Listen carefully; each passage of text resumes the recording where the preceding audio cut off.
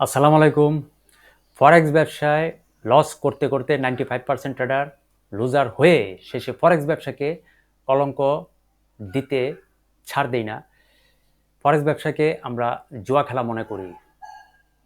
বিষয়টা খুবই দুঃখজনক এবং অবাস্তব, অযৌক্তিক, হাস্যকর হলেও এটাই সত্য।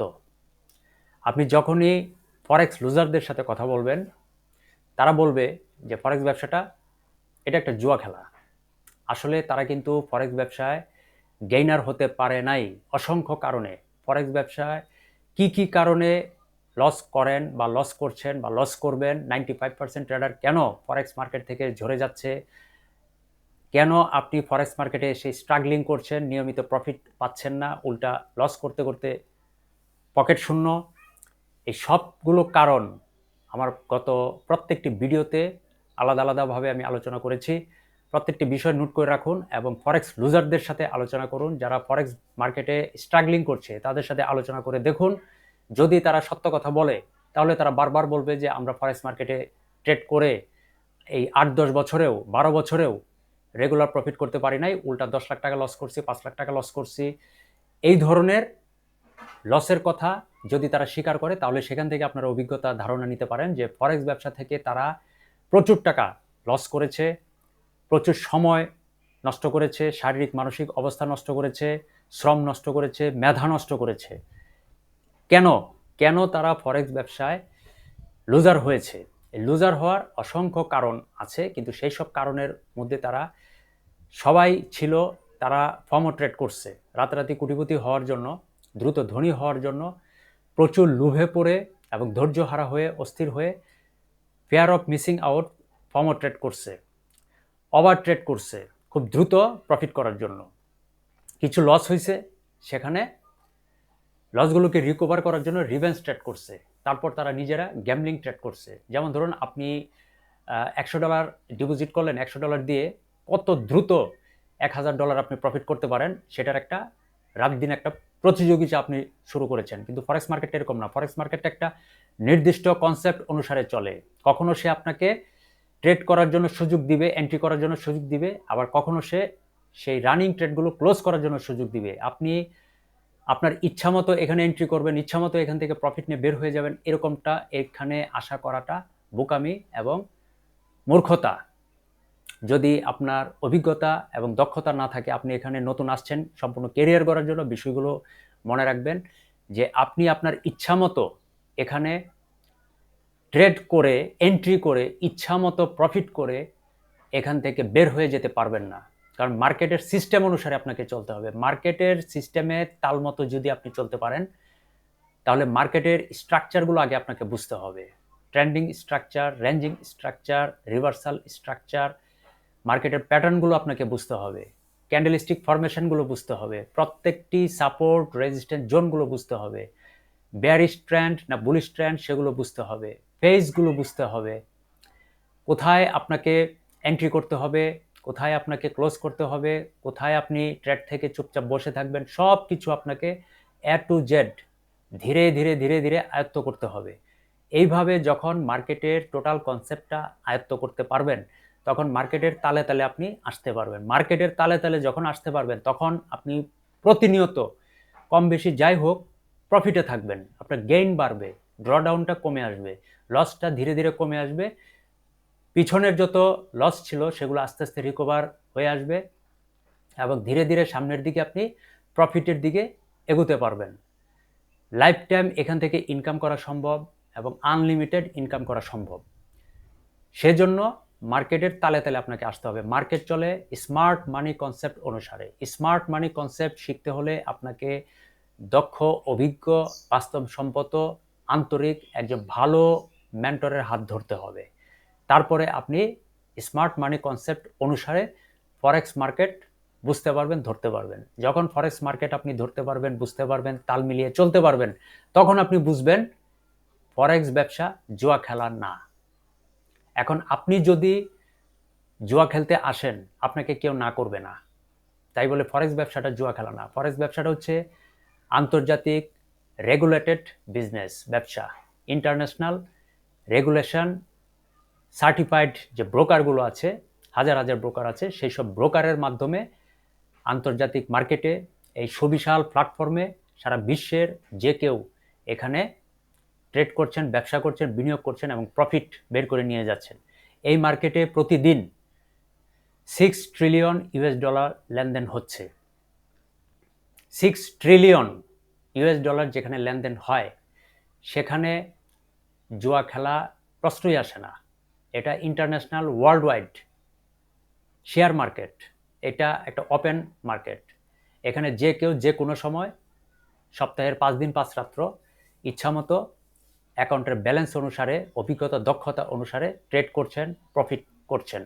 আবার যারা অনভিজ্ঞ অদক্ষ তারা এখানে এসে লস করছেন তাদের অদক্ষতা অনভিজ্ঞতার কারণে। কিন্তু ফরেক্স ব্যবসাকে দোষারোপ করার কোনো সুযোগ নাই, কোনো প্রশ্নই আসে না। এখন দেখা গেল কিছু চালাক চতুর তারা ফরেক্স ব্যবসার বিকল্প হিসাবে অপশন ট্রেডিং নামের কিছু one kind of gambling system তারা তৈরি করেছে, যেখানে আমাদের বাংলাদেশ থেকেও এই ধরনের সফটওয়্যার ব্যবহার করা হয় বিভিন্ন নামে। এই অপশন ট্রেডিংয়ে এসে সরাসরি বিকাশের মাধ্যমে এখানে ডিপোজিট করার খুব সহজ পদ্ধতি দিয়ে দেওয়া হয়েছে। যেখানে বাংলাদেশে ফরেক্স ব্যবসার কোনো অনুমতি নাই, সেখানে বিকাশের মাধ্যমে খুব সহজে অপশন ট্রেডিংয়ে আপনি ডিপোজিট করতে পারছেন এবং আপনাকে বোনাসও দিচ্ছে। কিন্তু এই যে আপনি ডিপোজিট করছেন, এই যে আপনি অপশন ট্রেডিংয়ে এসে ট্রেড করছেন, অপশন মানে হচ্ছে একটা বিকল্প বিষয়। ফরেক্স মার্কেটে কোনো বিকল্প নাই। এই বিষয়টা আপনারা এই ভিডিওর মাধ্যমে জেনে রাখবেন এবং নোট করে রাখবেন যে ফরেক্স ব্যবসায় এটা ইন্টারন্যাশনাল শেয়ার মার্কেট। এখানে কোনো বিকল্প ওয়ে নাই, বিকল্প বা সিক্রেট কোনো ওয়ে এখানে ছিল না, এখনও নাই, ভবিষ্যতেও থাকবে না। এই ব্যাপারে আপনারা নিশ্চিত থাকেন যে ফরেক্স মার্কেটটা চলে স্মার্ট মানি কনসেপ্ট অনুসারে। এখানে বিশ্বের সব বড় বড় super bank, central bank, commercial bank, export import company থেকে শুরু করে ফিনান্সিয়াল যত ইনস্টিটিউট আছে, ছোট বড় সকল ফান্ড এখানে বিনিয়োগ হচ্ছে, ট্রেড হচ্ছে। সুতরাং এখানে আপনি যদি ফরেক্স ব্যবসাকে মন্দচারী বলেন বা নেগেটিভ কথাবার্তা বলেন বা কলঙ্ক দেওয়ার মতো কথাবার্তা বলেন, সেটা সম্পূর্ণই আপনার ব্যক্তিগত বিষয়। যদি কেউ বলে থাকে যে ফরেক্স ব্যবসাটা জুয়া খেলা, তাহলে সম্ভবত সে অপশন ট্রেডিংকে সে বোঝাচ্ছে।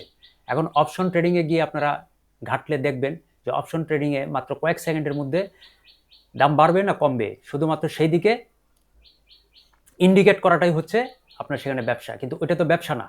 ওইটাও আমি আমার অপশন ট্রেডিং নামের একটা ভিডিওতে আলোচনা করেছি, সেখানে বিস্তারিত দেখে আসুন। অপশন ট্রেডিংটাকে অনেকেই ফরেক্স ব্যবসা বলে ধরে নেয়। আসলে অপশন ট্রেডিং হচ্ছে 100% গ্যাম্বলিং, আর সেটাকে কখনোই ফরেক্স মার্কেটের সাথে তুলনা করবেন না।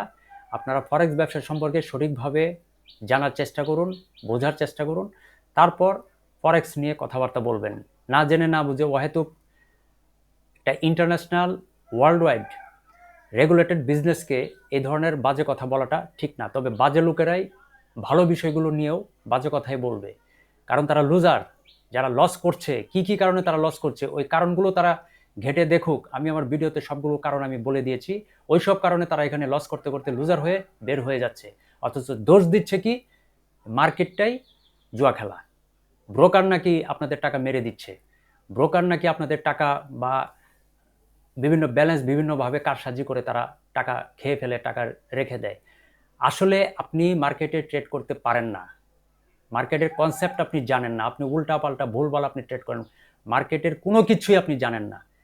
এই জানেন না দেখেই আপনি এখানে নিয়মিত লস করে যাচ্ছেন, স্ট্রাগলিং করছেন, লস করছেন, লুজার হচ্ছেন, অথচ মার্কেটকে জুয়া খেলা বলে অপবাদ দিয়ে সরে যাচ্ছেন।